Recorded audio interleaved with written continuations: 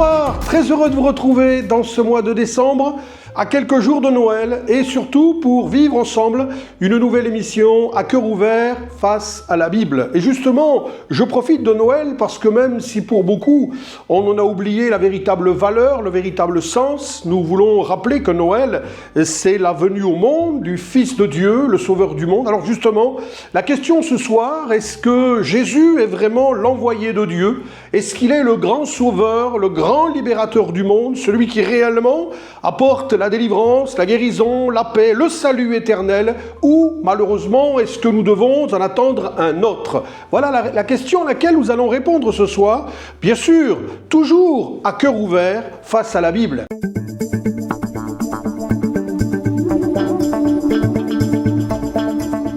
Essayons de répondre à cette question ce soir, à cette grande question. Jésus est-il l'envoyé de Dieu? Est-il le grand sauveur du monde? Ou est-ce que nous devons en attendre un autre? Ce n'est pas une petite question, mais c'est une grande question. Elle est importante pour notre présent, mais aussi pour notre avenir et même pour notre éternité. Il y a un homme de Dieu qui s'est posé cette question. Pourtant, cet homme connaissait Jésus. Il savait qui il était, mais il a eu quelques doutes, quelques réserves, et il nous est dit dans la Bible, on va le lire ensemble, dans l'Évangile selon Matthieu, au chapitre 11, à partir du verset 1er, je vous lis Matthieu, chapitre 11, verset 1er. « Lorsque Jésus eut achevé de donner ses instructions à ses 12 disciples, il partit de là pour enseigner et prêcher dans les villes du pays.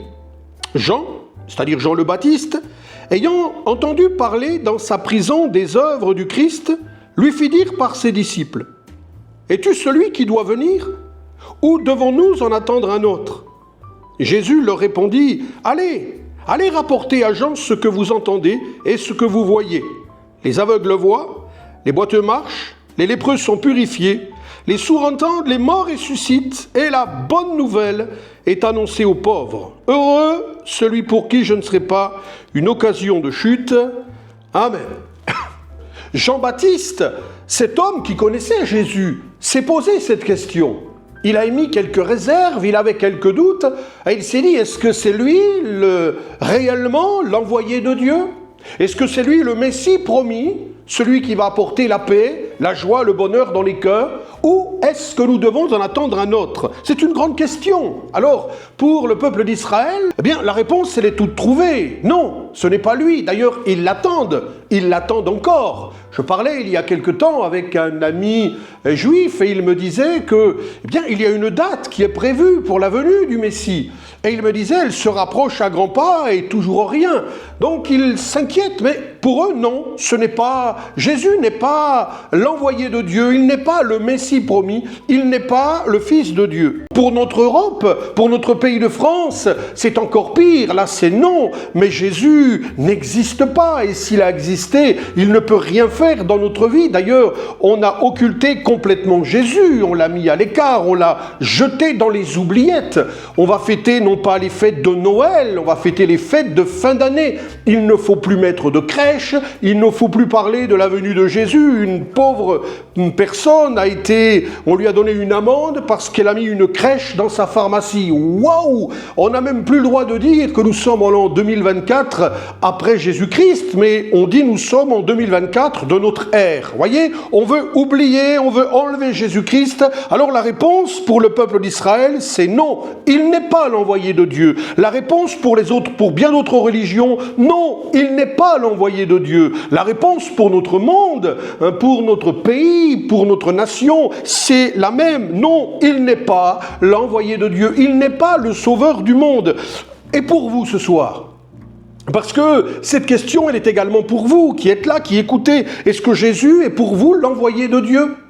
Est-ce qu'il est pour vous le véritable sauveur? Est-ce que vous pensez que ce Jésus peut changer votre vie? Jésus est-il l'envoyé de Dieu? Est-il le grand sauveur du monde? Est-il le médecin du cœur? Est-il le médecin de l'âme? Est-il le médecin de l'esprit? Est-ce qu'il peut répondre à nos problèmes, à nos souffrances, à nos difficultés? Posons-nous la question, comment en être sûr? Comment ne pas se tromper? Je comprends qu'il y ait des doutes. Comment ne pas se tromper dans un monde où il y a tant de religions qui se battent, battent les unes contre les autres, dans un monde où il y a tant de sectes qui se déchirent et qui poussent les gens à faire n'importe quoi. On se pose des questions. Même cet homme, Jean le Baptiste, un homme qui connaissait Jésus, qui le connaissait très bien, mais il avait quelques doutes, je l'ai dit tout à l'heure, il a émis quelques réserves, il ne savait pas trop finalement, il était au fond de sa prison, il était loin de tout, il ne pouvait pas voir comme les autres voyaient, il ne pouvait pas entendre comme il pouvait entendre les autres. Alors il s'est posé cette question,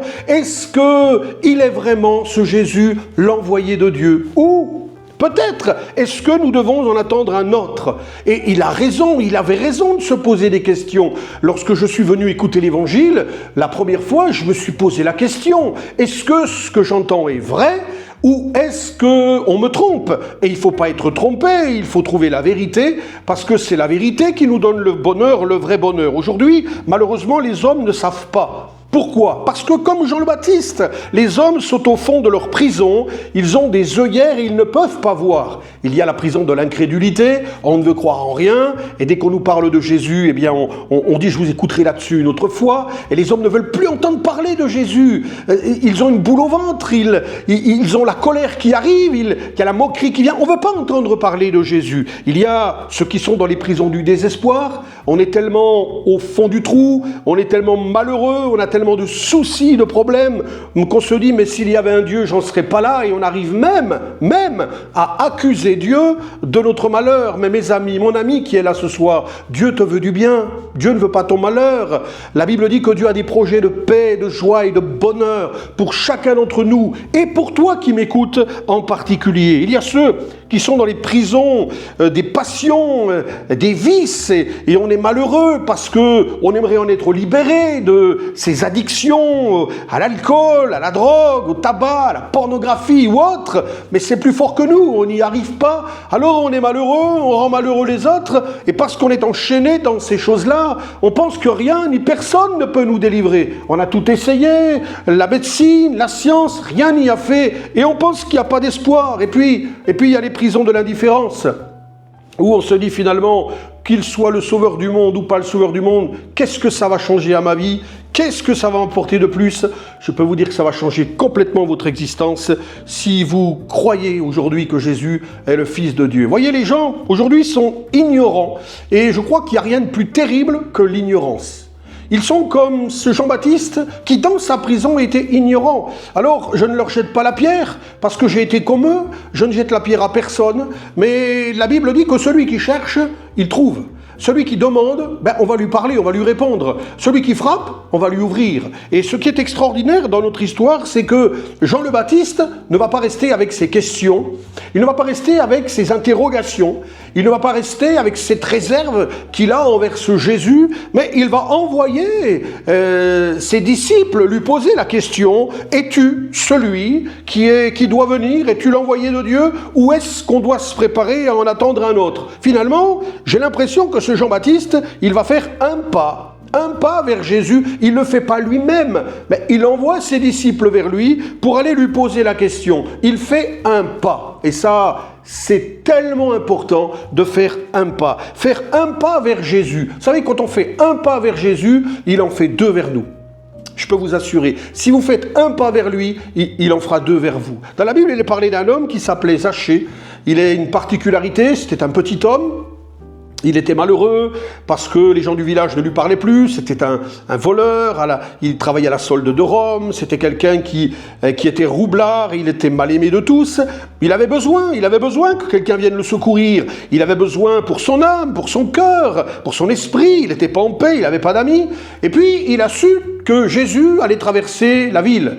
Alors, pour ne pas être vu des autres, être moqué des autres, être rejeté des autres, il est monté dans un sycomore. C'est un petit arbre, petit homme, petit arbre, avec de larges branches. Il est monté dans un sycomore. Et voyez-vous, il est monté dans cet arbre, il a fait un pas, important ce pas. Il voulait voir Jésus. Voilà, il voulait le voir. Il a fait ce pas, le Seigneur va faire le reste. Jésus va s'arrêter sous l'arbre, il va lever les yeux, et il va dire « Zachée ». Vous voyez, il le connaît. Je voudrais te dire que Jésus te connaît ce soir. Il sait qui écoute cette émission. Il connaît tes problèmes, tes souffrances, tes peines. Il te connaît par ton prénom. Tu peux te cacher, tu peux te moquer de lui, tu peux cacher tous tes soucis aux autres. Lui, il te connaît. Zachée, il l'appelle par son nom. Zachée, descends.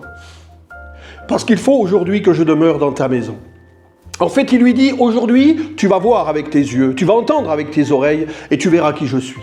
Il va descendre aussitôt, plein de joie. Il va le recevoir dans sa maison. Ils vont rester un temps. Et quand il va sortir, Jésus dira, aujourd'hui, le salut est entré dans cette maison. Et moi, je prie pour que dans ces temps de Noël, le salut entre dans ton cœur, mais aussi dans ta maison, dans ta famille, et que le Seigneur change toutes choses.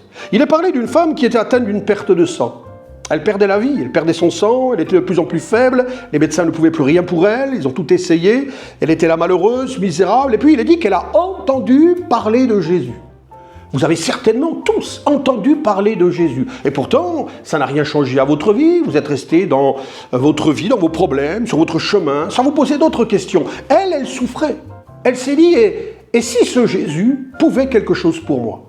Alors, je vais le rencontrer, je vais m'approcher de lui, et si je peux toucher le bord de son vêtement, peut-être je serai guéri. Et même elle dira, certainement je serai guéri. Elle avait confiance, elle a eu la foi. Alors elle a bataillé, c'est pas simple hein, quand on perd son sang, on est faible, et puis à un moment donné, elle arrive à s'approcher de lui, elle touche le bord de son vêtement, et il est dit qu'une puissance est sortie du Seigneur, a rempli sa vie, son corps, elle a été entièrement guérie. Et avant qu'elle ne parte, le Seigneur va lui donner une bénédiction supplémentaire, il va la bénir dans son corps, dans son esprit et dans son âme. Elle va repartir guérie, elle va repartir sauvée, combien le Seigneur est bon, amen. Alors, pourquoi je dis cela? Parce que ce soir, vous avez fait ce pas. En écoutant cette émission, en la laissant tourner, vous auriez pu le couper avant, peut-être vous allez couper là, je ne sais pas, mais en écoutant cette émission, vous avez fait un pas. Et je peux vous dire que le Seigneur, lui, va vous bénir. Car je me répète, quand on fait un pas, le Seigneur, lui, il en fait deux. Et ce soir, qui que tu sois, de l'autre côté de cette caméra, je peux t'assurer que Jésus t'aime, qu'il a des projets pour ta vie, qu'il veut te faire du bien, qu'il veut te secourir, qu'il veut remplir ton cœur de paix, de joie, de bonheur, comme il a fait pour Zachée, qu'il veut te guérir dans ton corps et dans ton esprit, comme il a fait pour cette femme atteinte d'une perte de sang, qu'il veut aussi répondre à cette question, comme il va le faire pour Jean le Baptiste, dont on a parlé tout à l'heure. D'ailleurs, le verset 4, le verset 5, on peut le relire. Il est dit, Jésus leur répondit, allez, rapportez à Jean ce que vous entendez et ce que vous voyez. Les aveugles voient, les boiteux marchent, les lépreux sont purifiés, les sourds entendent, les morts ressuscitent et la bonne nouvelle est annoncée aux pauvres. Amen. Il va répondre en envoyant ses disciples lui dire, allez lui dire ce que vous entendez. Allez lui dire ce que vous voyez. Et ce qu'il voyait et entendait, mais était extraordinaire. Il voyait Jésus faire de grands miracles. Oui, ouvrir les yeux des aveugles. Oui, délivrer les paralytiques. Oui, faire entendre les sourds. Faire parler les muets. Il voyait même Jésus ressusciter des morts. Ils entendaient parler du royaume de Dieu. Oui, allez lui dire. Et ils allaient témoigner à Jean le Baptiste ce qu'ils voyaient, ce qu'ils entendaient. C'est ce que nous voulons faire ce soir. C'est ce que nous voulons vous dire ce soir. Je suis là, mais il pourrait y avoir tous les chrétiens de l'Église. On aimerait tellement vous dire que Jésus n'a pas changé, qu'il est toujours le même. Nous sommes témoins de ces choses. Aujourd'hui encore, Jésus guérit le corps. Et on a des amis qui ont été guéris de diverses maladies, de cancers, de maladies orphelines. Le Seigneur est tout-puissant pour agir dans les cœurs, dans les esprits. Il est celui qui délivre de la drogue, il délivre de diverses addictions. Il est celui qui apporte la vraie paix dans le cœur, la vraie joie, qui réconcilie les couples, qui bénit les familles. Il est tout puissant, il est toujours le même. La Bible dit qu'en lui, il n'y a ni changement, ni ombre de variation. La Bible dit même que Jésus-Christ est le même hier, aujourd'hui et éternellement. Et ce soir, il est le même. Celui qui guérit, qui transforme, qui relève, qui fait du bien, qui apporte la paix, la joie dans le cœur. Nous n'avons pas appris des textes par cœur, nous l'avons nous aussi rencontré, nous l'avons expérimenté, et je peux vous dire, nous pouvons le proclamer, je le proclame, combien l'Éternel est bon. Les gens ne veulent pas de lui, les gens ne croient pas en lui. Quelqu'un me disait, mais Jésus n'est pas bon, il ne peut rien faire, c'est mauvais comme toutes les religions. Et je lui ai dit, mais si je vous donne une pomme, Et je vous dis, est-ce qu'elle est bonne? Qu'est-ce que vous allez me répondre? Il faut que je la goûte. Eh bien, goûtez combien l'Éternel est bon. Avant de juger, avant de rejeter, avant de critiquer, avant de s'opposer, goûtez, faites confiance à Dieu, venez à lui. Et vous verrez que quand on vient à lui de tout son cœur, il est celui qui répond à notre prière, qui nous apporte la paix, la joie et le bonheur. Oui, à lui, tout est possible. On pourrait passer la nuit à vous raconter des témoignages d'un Dieu merveilleux, extraordinaire, qui peut changer les cœurs. Lorsque, dans ma famille, tout était dans le chaos, c'était la détresse la plus terrible. Ma maman a voulu se suicider et elle est partie le long d'une route en Normandie, un soir de février, pour se jeter en bas des falaises. Elle avait pris des cachets, elle était sous alcool, et puis la voiture est tombée en panne. Et là, elle a fait du stop, en pleine nuit, à presque 10h, 9h30, 10h moins le quart. Il faisait nuit, froid, il n'y avait pas de voiture qui roulait. Elle a fait du stop, une voiture est passée. C'était un pasteur qui lui a parlé de Dieu, de Jésus-Christ. Ça s'est pas fait tout de suite, mais elle est revenue écouter l'évangile. Elle est encore revenue. Et puis, elle a fait confiance à ce Dieu. Elle l'a rencontré. Il est entré dans notre famille. Il a tout changé. Alors, vous savez, on peut me parler de religion. On peut critiquer les religions. On peut critiquer ce que l'on veut. Je sais en qui je crois. Je sais ce qu'il a fait pour moi. Il m'a donné la paix, la joie, le bonheur. J'ai l'espérance d'une vie éternelle. J'ai la joie dans mon cœur. Il est toujours avec nous. Je suis là ce soir, mais toute l'Église pourrait le dire. Il est celui qui apporte le vrai bonheur. C'est ce qu'ils vont rapporter à Jean le Baptiste. Voilà ce que nous voyons, des miracles. Voilà ce que nous entendons, des paroles extraordinaires. Mais c'est vrai également dans le sens figuré. Il ouvre les yeux des aveugles. Les gens sont aveugles aujourd'hui, cherchent le bonheur sans le trouver. Ils tâtonnent, ils ne savent pas où aller. Jésus nous ouvre les yeux du cœur. Il nous ouvre les yeux sur un avenir extraordinaire. Et toi qui es perdu, tu ne sais plus où aller, laisse le Seigneur ouvrir tes yeux. Il va te conduire sur un chemin de joie et de bonheur. Il guérit les boiteux. Combien souvent j'entends des gens me dire « Ah, pasteur, tout irait bien dans ma vie s'il n'y avait pas ce problème. Tout irait bien dans ma vie s'il n'y avait pas ce problème. Il y a un problème qui fait qu'on boite. On n'arrive pas à être réellement heureux. » Le Seigneur est celui qui guérit les boiteux. Il veut répondre au problème qui est le tien dans ta vie et te faire du bien. Il est celui qui guérit les lépreux. Vous savez, la lèpre dans la Bible, c'est le type du péché. Et que les hommes aiment l'entendre ou pas, annoncer l'évangile, c'est parler du péché. Quand on entend des gens qui disent « il ne faut plus parler du péché », le péché, c'est le péché. Le péché, c'est désobéir à Dieu. Et nous sommes tous touchés par le péché, sommes atteints par ce péché. Le péché, c'est rejeter Dieu de sa vie, c'est ignorer Dieu. Nous l'avons tous ignoré. Sommes tous des pécheurs et à cause de cela, condamnés à une vie misérable qui est la nôtre aujourd'hui. Enfin, notre monde est-il heureux? Oui, on va fêter Noël, oui, on va fêter la nouvelle année, mais notre monde, il est malheureux. Et 2025 sera pire que 2024. Nous sommes dans un monde qui s'enfonce, il faut bien le reconnaître. Tout cela parce que nous avons rejeté Dieu de notre vie. Mais Jésus vient pour nous guérir de ce péché, pour nous laver de ce péché, pour nous débarrasser de ce péché. Il vient également pour ouvrir nos oreilles.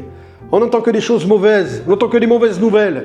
Je peux vous dire que quand on vient écouter l'évangile, quelle belle nouvelle. Quand on entend les chants qui parlent de l'amour de Dieu, la prédication de la parole de Dieu qui fait du bien au cœur et à l'âme, je vous invite à le chercher de tout votre cœur. Et puis, il ressuscite les morts. Combien aujourd'hui vivent, pourtant ils sont morts. Morts dans leurs problèmes, morts depuis ce deuil qu'ils ont traversé, morts depuis leur maladie. Ils existent, ils ne vivent plus. Je peux vous dire que Jésus donne la vie. Et il donne la vraie vie. Et ce soir, toi qui souffres, Jésus veut te donner la vraie vie, parce qu'il t'aime et il a tout accompli pour toi. Voilà ce qu'ils vont rapporter à cet homme. Et puis, il dira, enfin, la bonne nouvelle est annoncée aux pauvres. La bonne nouvelle est annoncée aux pauvres. C'est ce que nous faisons dans nos réunions. C'est ce que je fais ce soir. Nous annonçons la bonne nouvelle de Jésus-Christ. Vous savez, c'est quoi la bonne nouvelle? Eh bien, Dieu a tant aimé le monde qu'il a donné son Fils unique, afin que ceux qui croient en lui ne meurent point, mais qu'ils aient la vie éternelle. Oui, la bonne nouvelle, c'est Jésus-Christ. Mes amis, on va fêter Noël dans quelques jours. Noël, c'est la venue au monde du Fils de Dieu. Il est venu vivre dans ce monde de ténèbres. Il a grandi comme nous, il a connu les mêmes soucis que nous, les mêmes tentations que nous, sans jamais pécher. Il n'a fait que du bien. Il a été un exemple de fidélité, de confiance dans son Père, le Dieu créateur. Rempli de puissance, il a répondu aux besoins, on l'a dit tout à l'heure, par des prodiges, par des miracles. Il est venu surtout pour prendre sur lui notre péché. Il est venu mourir à notre place, parce qu'il n'est pas resté le petit Jésus de la crèche. Il a grandi, il a fait du bien, et puis il est venu pour accomplir une œuvre extraordinaire. Il est venu par amour pour prendre sur lui mon péché, ton péché, notre péché. Ce fameux péché qui nous conduit à la mort éternelle, parce que la Bible dit que le salaire du péché, c'est la mort, mais le don gratuit de Dieu, c'est la vie éternelle en Jésus-Christ. Dieu t'aime ce soir. Il t'aime tellement que pour toi, il a donné sa vie. Jésus est mort sur la croix.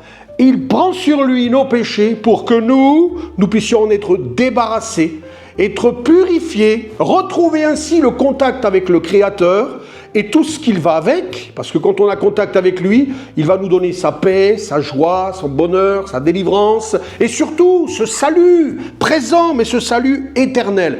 Il a fallu pour cela qu'il meure sur la croix. La bonne nouvelle est annoncée aux pauvres. Eh oui, j'étais pauvre. Vous savez, celui qui n'a pas Jésus dans sa vie, il est pauvre. On peut avoir des millions, on peut faire des voyages, on peut avoir plein de maisons, on peut avoir plein de voitures, mais si Jésus n'est pas dans notre cœur, nous sommes des pauvres. Et le monde, malheureusement, c'est un monde de pauvres, parce qu'il lui manque tout. Toutes les richesses les plus précieuses, elles sont spirituelles. Vous pouvez avoir de l'or, de l'argent chez vous, rien ne peut acheter la paix, rien ne peut acheter la joie, rien ne peut acheter le bonheur, rien ne peut acheter le ciel. Et Jésus est venu annoncer une bonne nouvelle aux pauvres que nous sommes. Il est venu annoncer une bonne nouvelle aux pauvres que j'étais. Et j'ai cru dans cette bonne nouvelle. J'ai demandé pardon à Dieu pour mes péchés. Je l'ai reçu dans mon cœur. J'ai reconnu mes fautes. Je lui ai donné ma vie. Je lui ai demandé qu'il devienne mon sauveur et mon Seigneur. Et depuis tant d'années, je peux vous dire que je suis le plus heureux. J'ai la paix, j'ai la joie. J'ai mes maux, mes difficultés, mes problèmes, mes maladies, mes deuils. Mais je sais que Jésus est là. Il est mon berger. Et il me conduit, pas moi seulement, mais tous ceux qui ont donné leur cœur à Dieu. Il nous conduit jusque dans la vie éternelle, parce qu'il a dit qu'il reviendra un jour nous chercher. Ça vaut le coup de s'humilier devant lui, ça vaut le coup d'accepter le cadeau de Dieu. Vous savez, Noël, on s'offre des cadeaux. Eh bien, Dieu vous propose un cadeau ce soir. Il vous offre un cadeau, son Fils. C'est le plus beau des cadeaux. Ne le refusez pas, mes amis. Acceptez-le. Il n'y a rien à payer. Il a tout accompli sur la croix. Il est mort pour que vous soyez sauvés. Il n'est pas resté dans la mort. La Bible dit que Jésus est ressuscité. Il a vaincu la mort. Toutes les autres religions qui mettent en avant un homme, ils sont morts et à leur tombeau, on peut les visiter. Le tombeau de Christ, il est vide. Jésus n'est pas resté dans le tombeau. Il est ressuscité, il est vivant, il est là ce soir, il est avec moi ici, il est avec toi. Et il te dit, mon fils, donne-moi ton cœur. Alors ils vont rapporter cela à Jean le Baptiste, ça va rassurer Jean le Baptiste, ça va mettre la paix dans son cœur, ça va lui apporter un baume alors qu'il vit les derniers moments de sa vie, ça va lui apporter du bonheur, il pourra dire oui, Jésus est bien l'envoyé de Dieu. Et je voudrais que vous puissiez, en terminant ces moments, avoir cette conviction, oui, Jésus est bien le Fils de Dieu, il est bien l'envoyé de Dieu, c'est de lui dont j'ai besoin. Alors, mettez votre confiance en lui, ayez foi en lui, donnez-lui ce soir votre vie. Il n'y a rien de plus simple, il n'y a rien de plus simple.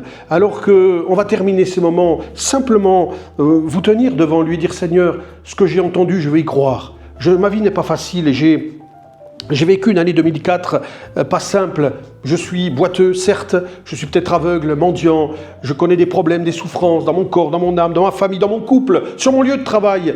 Je ne sais plus où j'en suis, mais tu m'as parlé ce soir. Je voudrais vraiment que tu puisses comprendre que Jésus t'a parlé ce soir. Et je veux croire ce soir, Seigneur, que tu veux me faire du bien, que tu veux agir dans mon cœur. Alors je te demande pardon pour mes péchés, je te donne ma vie et je veux marcher avec toi. Si vous faites ce pas-là, vous en avez fait un, faites-en un autre. Jésus fera le reste. Il viendra sera en vous, il s'occupera de vous, il changera votre vie, il vous donnera le bonheur dont vous avez besoin.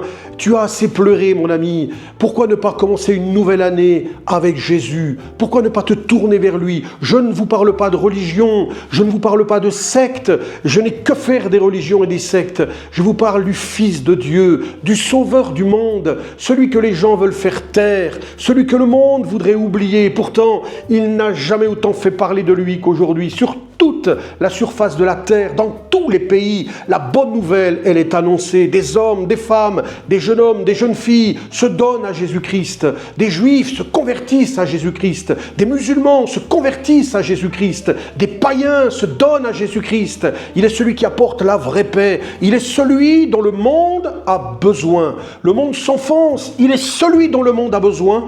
Et il se propose aujourd'hui, il te fait ce cadeau. Mon fils, ma fille, donne-moi ton cœur. N'attendez pas qu'il soit trop tard. Aujourd'hui, Jésus vous appelle. Ce soir, Jésus t'appelle. Alors je vous souhaite un joyeux Noël. À vous qui êtes peut-être seul, à vous qui êtes en couple, à vous qui êtes en famille, je vous souhaite un joyeux Noël 2024. Mais surtout, un joyeux Noël avec Jésus. Que vous puissiez vivre avec lui, marcher avec lui, compter sur lui. Et que du fond de votre prison, comme Jean-Baptiste, vous puissiez dire oui, je crois que tu es le Fils de Dieu. Alors votre vie va changer. Et vous savez, un jour, il viendra nous chercher. C'est une certitude. Nous l'attendons. Son retour est très proche. Ne l'oubliez pas, son retour est très proche. Et ce soir, il t'appelle. Peut se courber quelques instants? Je voudrais prier pour vous. Merci. Notre Père, merci pour ta parole.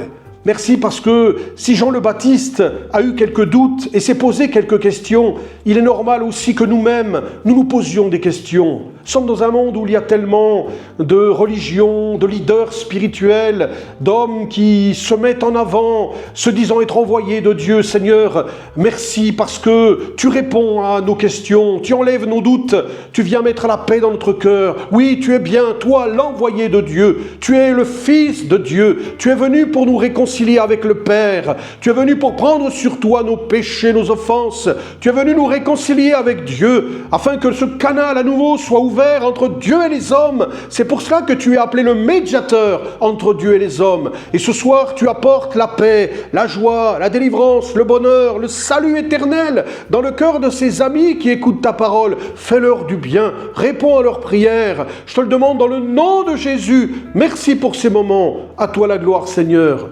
Amen. Amen. Que le Seigneur vous bénisse. Vraiment que le Seigneur vous bénisse. Je prie pour que cette parole touche votre cœur.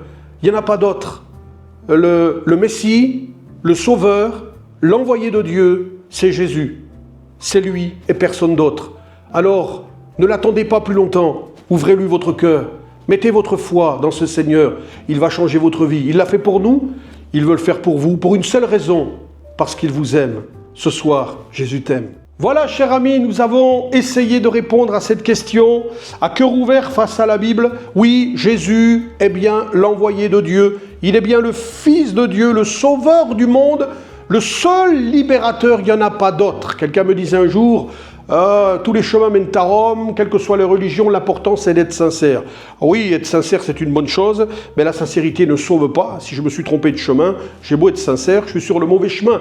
Le bon chemin, la bonne direction, c'est Jésus. D'ailleurs, lui-même le dira, je suis le chemin, je suis la vérité, je suis la vie, nul ne vient au Père que par lui. Je tiens à vous souhaiter, à chacun, chaque famille qui écoute, que ce soit des chrétiens, des gens qui ne connaissent pas, des amis qui peut-être suivent ces réunions, ces vidéos, je tiens à vous souhaiter un joyeux Noël, vraiment un joyeux Noël en Jésus-Christ. Que ce Noël, vous puissiez le vivre avec Jésus, qu'il soit dans votre maison, qu'il soit dans vos discussions, que vous puissiez le prier, lui faire confiance, vous approcher de lui, continuer de poursuivre ce que nous avons partagé. Il est dit, dites à Jean-Baptiste que la bonne nouvelle est prêchée. Cette bonne nouvelle, nous la trouvons dans l'Évangile, parce que l'évangile veut dire bonne nouvelle, eh bien lisez l'évangile, lisez la Bible, et vous découvrirez combien cette bonne nouvelle, elle fait du bien à notre cœur,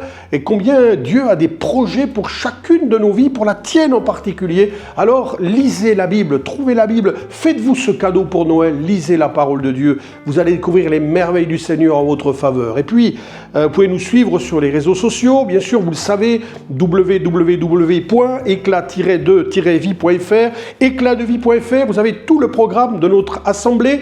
Et puis il y a également sur Facebook, vous tapez le Rocher Solide ou alors Assemblée de Dieu de Marseille-Est, le Rocher Solide ou Assemblée de Dieu de Marseille-Est, et vous avez toutes les infos également de l'église, mais vous avez également chaque jour un message qui édifie, qui fait du bien, qui fortifie, et puis un texte de la Bible illustré. Et ça fait du bien également, ce verset reste dans notre cœur pour la journée. Puis toutes ces vidéos qui sont faites, vous pouvez les retrouver sur le Rocher Solide ou également Assemblée de Dieu de Marseille-Est. Et puis, bien sûr, venez nous rejoindre dans notre église évangélique au 77 boulevard de Pont-de-Vivo, dans le 10e arrondissement de Marseille. 77 boulevard de Pont-de-Vivo, on se rassemble tous les dimanches, le matin à 9h30 pour notre culte de louange et d'adoration, tous les après-midi le dimanche à 15h30. On se retrouve tous les mardis à 19h, tous les vendredis à 18h30 et tous les 15 jours le samedi à 17h pour la réunion de jeunesse. Vous serez bienvenus, on serait très heureux de vous accueillir, vous pourrez écouter la bonne nouvelle et vous repartirez comme on repart à chaque fois, fortifié, encouragé, renouvelé pour affronter avec la puissance de Dieu en nous les difficultés de la vie, parce qu'il y en a. Mais la Bible dit que Jésus est notre berger. Je voudrais également vous inviter pour le mardi 24 décembre. C'est vrai que c'est la veille de Noël. Beaucoup de familles seront rassemblées devant un repas, autour du sapin peut-être, pour fêter ce temps. Et c'est normal, c'est un temps de fête. Nous aussi, on le fera. Mais nous avons notre réunion d'habitude le mardi et on aura notre réunion de 19h à 20h. Et j'ai appelé cette réunion 60 minutes pour découvrir le véritable sens de Noël. 60 minutes, pas une de plus. Il y aura une réunion un peu différente de ce qu'on fait d'habitude, différente de ce que vous avez vécu ce soir. On écoutera des chants, il y aura un poème, il y aura quelques des petites choses, on va pas les dévoiler maintenant, dans le but de faire découvrir le véritable message de Noël, ce message que les hommes ont oublié. Nous, on veut le proclamer de tout notre cœur. On vous attend avec joie le mardi 24 décembre de 19h à 20h. 77 boulevard de Pont-de-Vivo, dans le 10e arrondissement de Marseille. Voilà, si vous avez des questions, si vous avez peut-être des sujets de prière, si vous voulez qu'on partage avec vous, eh bien, vous pouvez nous laisser un mot sur Facebook ou sur notre site et on se fera une joie de vous répondre et de vous rencontrer. Encore une fois, je vous souhaite à chacune une bonne fête de Noël, vraiment. N'oubliez pas Jésus, hein. Des fois on dit, je vous souhaite une bonne fête de fin d'année. Moi, ça ne veut rien dire, ça, bonne fête de fin d'année. Je vous souhaite un joyeux Noël. Et quand je dis joyeux Noël, je sais dans mon cœur ce que ça veut dire, que Jésus soit au centre de votre vie, que Jésus vous fasse du bien, qu'il réjouisse votre cœur, et puis après on aura l'occasion de se souhaiter une bonne année. Mais on n'est pas encore là. Joyeux Noël, que Dieu vous bénisse, je vous tiens dans la prière. On se retrouve au mois de janvier pour une nouvelle émission. Soyez bénis dans le nom du Seigneur.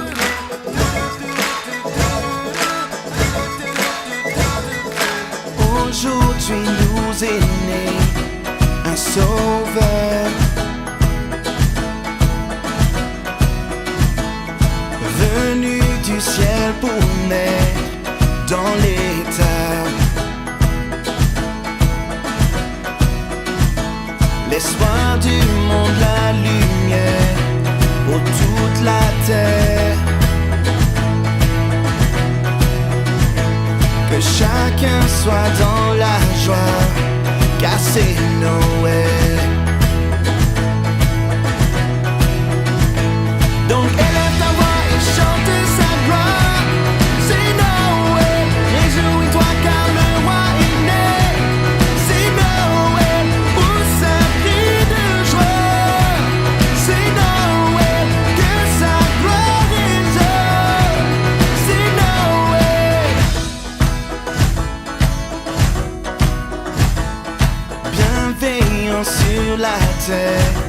et paix divine. Que chacun soit dans la joie, car c'est Noël, car c'est Noël.